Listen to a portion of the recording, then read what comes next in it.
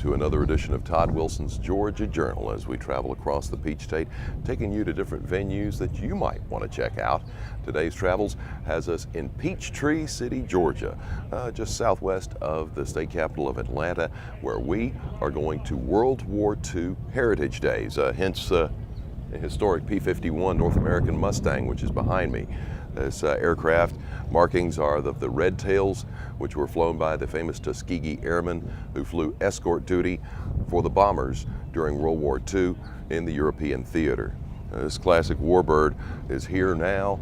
It'll be taking to the skies later. We'll be bringing you that, reenactments of some of the major battles of World War II, and a whole lot more in this edition of Todd Wilson's Georgia Journal. Certainly glad to have you along for the ride as we're taking you to World War II Heritage Days here at Falcon Field in Peachtree City. Let's go. The North American P-51 Mustang was the state-of-the-art for fighter planes back in the Second World War. The historic warbird, maintained and operated by the Commemorative Air Force, is one of several hundred which still take to the skies of the almost 17,000 that were originally built.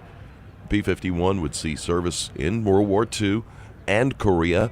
In fact, other nations would even use the Mustang as a part of their arsenal well into the 1960s.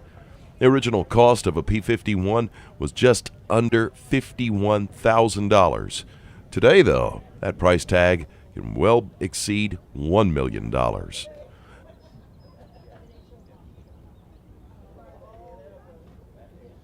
Now, the Mustang was just one of several vintage warbirds that were on display and took to the skies at World War II Heritage Days. There was a Mitsubishi Zero, a U.S. Navy Douglas SBD Dauntless, a Fairchild PT-26, and several other classic warbirds. There were other classic machines also at the event. They ranged from a classic BMW motorcycle with sidecar, armed to the hilt too, to several examples of the Willys Jeep. From its first version in 1940 through 1945, almost 670,000 Jeeps would be built, based on the original design Carl Probst of the American Bantam Car Company drew up. Now, Bantam, though, was unable to meet the demand, and so the contract would be instead taken over by Willys Overland Motors. Ford Motor Company would also be contracted to help mass produce the General Purpose Vehicle, or GP for short.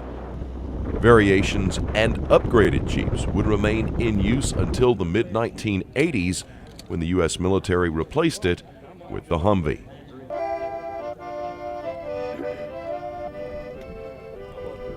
One group of reenactors portrayed the 134th Hoch- und Deutschmeister Regiment from the German Army. They were equipped as well with authentic clothing and gear from the period that was carried by the Wehrmacht. The counterpart to the American Jeep for German forces was the Volkswagen Kübelwagen. Todd Wilson's Georgia Journal rolling along, and we are with one of the reenactors here at World War II Heritage Days. You are, sir? My name is John Geddes. I'm from Lugoff, South Carolina, and I'm the Spies of the 134th, the Hoch- und Deutschmeister. We're headquartered out of Atlanta, Georgia. And so you are obviously, we're standing beside a Kübelwagen, the German equivalent of a U.S. Army Jeep. Yes, this is how Volkswagen got its start. It's called a Volkswagen Type 82. They started with the KDF wagon, the little Beetle, and then when the war broke out, they started making these. And because of this vehicle is why the American government decided we needed the Jeep. So they built, Bantam built the Jeep that Willys took over, and that's why they have the Jeep, because they saw these going in the desert and in Russia in the snow, and this is how Volkswagen got started. Now, you serve as a reenactor, and talk about some of the action that we'll be seeing today. We don't have many German soldiers here today. When we're grossly outnumbered, we will have a mock skirmish, and the Americans, of course, will win. So we'll take our hits like good guys. But you'll see some firepower demonstrations that Germans had tremendous amount of firepower, especially towards the end of the war. And you'll get to see some of the weapons like the MG-34, the MG-42, the MP-40, and the K-98 bolt-action rifles. The German technology, I mean, if it wasn't for Werner von Braun, we wouldn't have gotten to the moon. Absolutely. The M60 machine gun, I'm a Vietnam vet. The M60 machine gun we had, and the M240, the SAW and all, everything is a copy from the MG-34 and MG-42. That's the technology that all good machine guns use today. But the American Army's been copying the German Army for over 100 years. American Army went to World War I with hair down to their shoulders. They got over there and they laughed at the Germans because they had the hair cut so short. And then all of our guys got head lice, and they quickly figured out that short haircuts is the way to go, especially in the trenches. High and tight. High and tight. We went in brown uniforms. Germans always wore green. American Army uniforms now are green. We've copied their technology. The machine gun is the interesting thing in the German Army. In every company in Germany in World War II, about every 10 to 12 men was a machine gun. They would have, in a company of 200 men, they would have 20 machine guns. In an American company, you would have 4 machine guns, 1 per platoon. And the American Army used the theory of the machine gun is to support the infantry, and they used it as a support weapon. In the German Army, they used it as the killing machine. That's why the machine guns fired so quickly, so many rounds per minute. And the rifleman would protect the flanks of the machine gun. So the machine gun was the offensive weapon, and your rifleman was the protection for the machine gun, opposite of what the American Army did. Now the American Army has figured out, again, use the machine gun as a killing machine. Your riflemen protect the flanks of the machine gun. Important lessons to learn. Thank you for your service, by the way. Thank you. Thank you. And enjoyed speaking with Thank you. Nick, sprechen ein bisschen. Speaking of speed, the MG-34 fires 1,000 rounds a minute, and the MG-42 initially fired 1,500 rounds a minute. They had to slow it down by putting a spring in the bolt to slow it down to 1,200 rounds. And both of those machine guns, when they fire live, you cannot distinguish each shot. It's just a roar. Well, I imagine we'll experience that coming up, and the reenactment and more. Thank you for visiting with us. All right. Before the U.S. military converted to the Humvee as a standard troop transport, it was the general purpose vehicle, or the Jeep. The Willys made it through World War II, was renowned and used in Korea and in Vietnam. And up until the time of the Humvee, this was, well, state of the art for troop transport, from the lowest private to the highest general. They all traveled in these, armed with a .30 caliber machine gun. It's part of World War II Heritage Days here on Todd Wilson's Georgia Journal. You stay tuned, we've got reenactments and more coming up.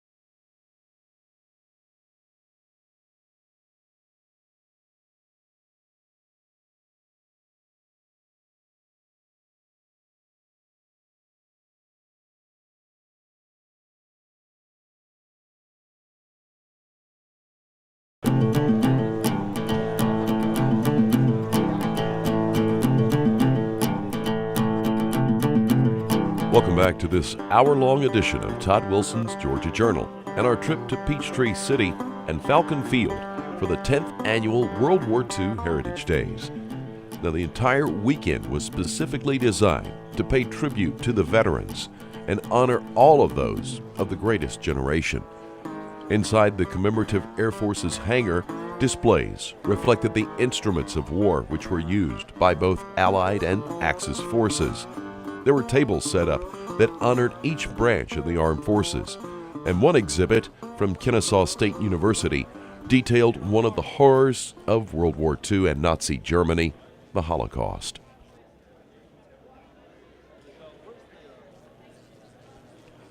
In tribute to the greatest generation, actors from the Twilight Theater put on period clothes and impersonated various celebrities, from the Andrews sisters all the way up to President Franklin Roosevelt himself. During opening ceremonies, time was taken to honor each World War II veteran from all branches who were in attendance. Each vet was given a pin to honor their service. The Master of Ceremonies was retired U.S. Air Force Major General George Harrison.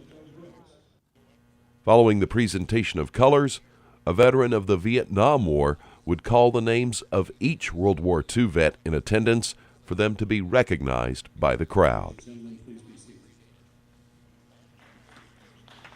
At this point, we would like to recognize all of the World War II veterans.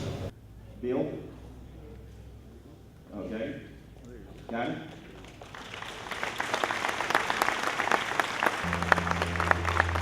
And I trust all of you are aware that every veteran who puts a uniform on can report their history with the Veterans History Project out of the National Archives. Vincent Merrill, Helen Denton,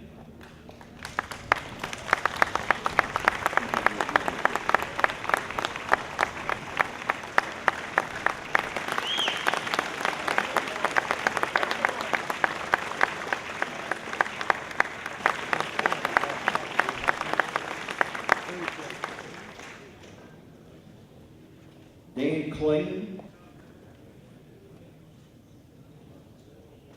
John Simmons, David Potter,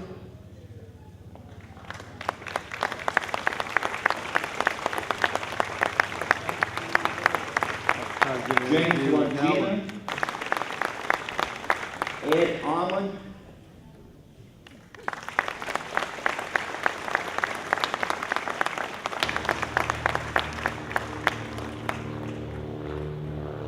Bill Tressler,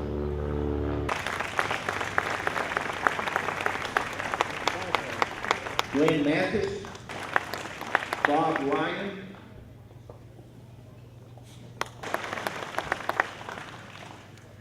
Dick Bailey. Among all the veterans in attendance was retired U.S. Army Master Sergeant Vincent Melillo. The 93-year-old Melillo served as a member of Merrill's Marauders. That's the battalion who were the first to fight the Japanese on land in Asia. Melillo has some ties to the Mid-State as well, having been stationed at one time at Camp Wheeler in Macon and at one time recovered from wounds at the hospital at Robins Air Force Base. Melillo talks about some of his experience with the famed Merrill's Marauders, his wife, his time in the Mid-State, and decorations he received this year during graduation exercises over at Fort Benning. Talk a little bit about the honor you just received over at Fort Benning. At Fort Benning, the Rangers were having a graduation there, and somehow they got me in there on some medals that I did not receive during World War II and the Korean War. So they worked that into the program there. And while this was going on, the media was there, and they're doing exactly what you're doing right now to me. Now, I understand you have some ties to Macon just a little bit, and Camp Wheeler. Right, I was once I left Burma there, the airstrip there, I flew back to the United States there, and I made a complete trip around the world. I left Trinidad, the British West Indies, and came back to the States, and then went all the way around to Australia and Bombay, and then back to Trinidad, back to the States, and then when I came back from Burma, I went up to Asheville, North Carolina. The government took the hotels over. They had one for officers and one for the enlisted men, so I was there for about 2 weeks there. Then they assigned me to Camp Wheeler, Georgia, and about that time, there was a woman there that ran the cafeteria there and the service club there, and she was from Island, Georgia, and I used to go back and forth on the company bicycle there in the quarter there, and go to Macon and go and have something to eat and so on. And finally, we got married at St. Joseph Church there in 1945. We were married 60 years, and she passed away in '05. And I had 2 children, a boy, and he passed away a few years ago. And this is my daughter, Joni. Right. So, what do you think of the World War II Heritage Days here?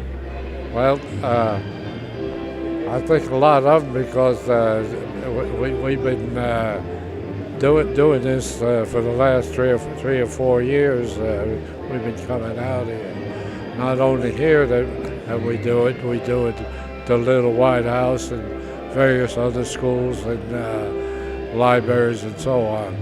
So it's getting to the point that it's, I believe it's getting a little bit too much for us.